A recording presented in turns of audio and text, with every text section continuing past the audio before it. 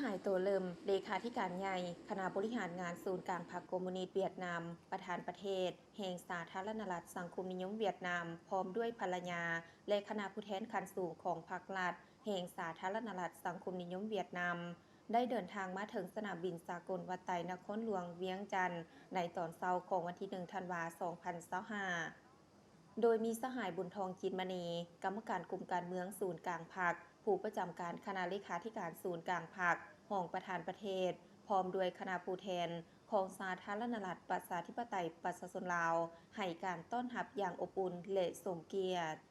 ซึ่งการมาเยี่ยมยามแห่งสาธารณรัฐประชาธิปไตยประชาชนลาวในครั้งนี้แม่นเพื่อตอบสนองตามคำเสื้อเชิญของสหายทองลุ้นศรีสุริตเลขาธิการใหญ่คณะบริหารงานศูนย์กลางพรรคประชาชนปฏิวัติลาวประธานประเทศแห่งสาธารณรัฐประชาธิปไตยประชาชนลาว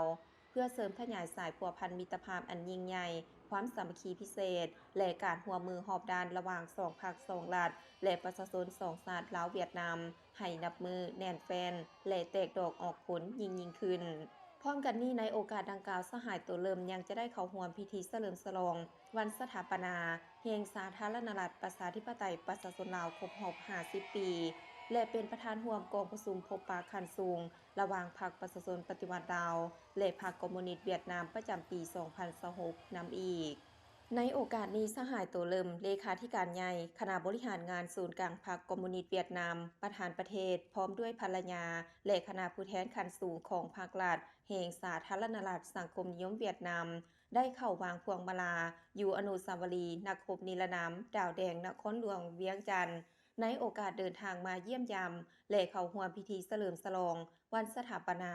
สาธารณรัฐประชาธิปไตยประชาชนลาวครบรอบ 50 ปี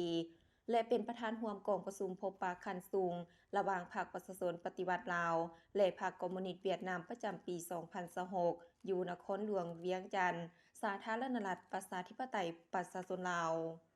การวางพวงมาลาในครั้งนี้เป็นการแสดงถึงความเคารพรักความกตัญญูรู้บุญคุณและคุณงามความดีน้ำใจต่อสู้อย่างพิอาจหาญและบ่ยอมจำนนของบรรพบุรุษลาวก็คือบรรดานักรบปฏิวัติของลาวที่เสียสละชีวิตเลือดเนื้อเพื่อภารกิจปฏิวัติอย่างองอาจกล้าหาญภายใต้การนำพาซี่นำของพรรคประชาชนปฏิวัติลาวจนสามารถยัดได้ชัยชนะและประกาศเอกราชสถาปนาเป็นสาธารณรัฐประชาธิปไตยประชาชนลาวขึ้นอย่างสง่าผ่าเผยในวันที่2ธันวาคม1975